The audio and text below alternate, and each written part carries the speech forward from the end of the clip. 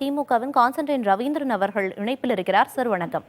வணக்கம் சார், விஜயின் கட்சி கொடி அறிமுகப்படுத்தப்பட்டிருக்கு, கொடி பாடலும் வெளியாகி இருக்கு, எப்படி புரிஞ்சுக்கிறீங்க சார் இதை? ஜனநாயக நாட்டில் எல்லோருக்கும் இருக்கிற உரிமை. அவர் உறுதிமொழி வாசிக்கிற போது சொன்ன போது அரசியலமைப்பு சட்டத்தில் இருக்கிற ஜனநாயக உரிமை. அதில் தம்பி விஜய் புதிதாக கட்சி ஏற்கனவே அறிவித்து விட்டார். கட்சி பெயரை, கொடியையும் அவருடைய கொள்கை பாடலையும் அவர் இன்று வெளியிட்டிருக்கிறார். ஜனநாயக நாட்டில் அவருக்கான உரிமை. அவரை நாம் ஏற்கனவே நம்முடைய கழக தலைவரோ அல்லது இளைஞரணி செயலாளரோ ஏற்கனவே சொன்னதை போல ஜனநாயக கடமையாற்றுவதிலும் அவர் நினைத்திருப்பதை போல அவர் எதை சாதிக்க நினைக்கிறாரோ அதில் அவர் வெற்றி பெறவும் நாம் அவருக்கு வாழ்த்துக்களை சொல்லிக்கொள்வோம். நிச்சயமா சார். அதே போல கட்சியோட பெயர்லையும் சரி, கொடியிலையும் சரி, அந்த கொடி பாட்டிலையும் சரி, வெற்றி வெற்றி அப்படிங்கறத உறுதிப்படுத்துற மாதிரியான விஷயங்கள் எல்லாம் இடம்பெற்றிருக்கு. அது மட்டும் இல்லாம இந்த வேலைகள் எல்லாமே 2026ஆம் ஆண்டு நடக்க போற தேர்தலை முன்னிட்டு தான். ஸோ தேர்தலில் விஜயின் கட்சியை ஒரு டஃப் கொடுக்கும் திமுகவுக்கு அப்படின்னு எதிர்பார்க்குறீங்களா? இல்ல, அப்படி நான் எதிர்பார்க்கலாமா.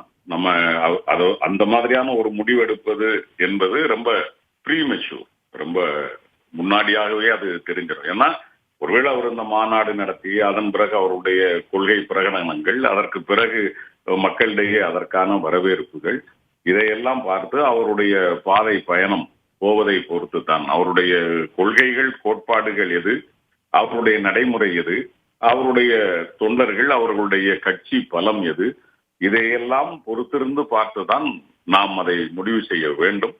அந்த வகையில் திராவிட முன்னேற்ற கழகம் எந்த சூழ்நிலையிலும் இதை எங்களுக்கு ஒரு போட்டி அப்படின்னோ இல்ல இதனால எங்களுக்கு பாதிப்பினோ நாங்கள் திராவிட முன்னேற்ற கழகம் ஒருபோதும் சிந்தித்ததில்லை. மக்கள் பணி ஆற்றி கொண்டிருக்கிறோம், மக்களுக்கான ஒரு ஆட்சியை நடத்தி கொண்டிருக்கிறோம். மக்கள் மீதான நம்பிக்கையில் தொடர்ந்து 10 முறை மாண்புமிகு தலைவர் தளபதி மு.க.ஸ்டாலின் அவர்கள் பொறுப்பேற்ற பிறகு 10 தேர்தல்களில் தொடர்ந்து மக்கள் நமக்கு ஆதரவு தந்திருக்கிறார்கள். எனவே ஒருவேளை திராவிட முன்னேற்ற கழகத்திற்கு எதிர்ப்பான நிலையில் அவர் போவாரே ஆனால் எங்களை எதிர்ப்பவர்களுக்கு அது பிரச்சனையாக இருக்கலாம். அவர் பக்கமாக கொஞ்சம் வாக்குகள் தேரலாமே தவிர திராவிட முன்னேற்ற கழகத்திற்கு எந்த விதத்திலும் ஒரு பாதிப்போ அல்லது அவர் ஒரு போட்டியோ என்று நாங்கள் இப்பொழுது நினைக்கவில்லை. அதை பற்றி நாங்கள் கிஞ்சித்தும் சிந்திக்கவில்லை.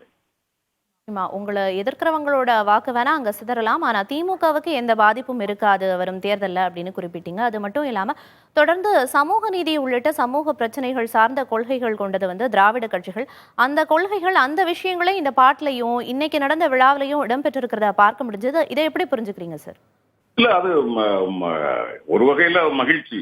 என்ன அப்படின்னா இந்த மண்ணில சமூக நீதி, சமத்துவம், இந்த மாதிரியான பெரியாரின் தத்துவத்தை அல்லது திராவிட தத்துவத்தை பேசித்தான் ஒரு இயக்கம் முன்னேற முடியும் என்பதை தம்பி விஜய் உணர்ந்திருக்கிறார் என்று சொன்னால் அது பாராட்டத்தக்கது.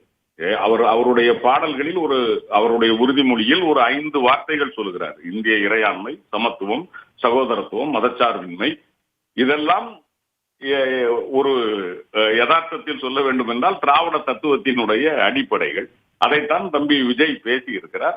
அந்த வகையில் அவர் அதையும் முன்னெடுத்து வருவாரேயானால் வாழ்த்துக்கள் சொல்வோம், வரவேற்போம்.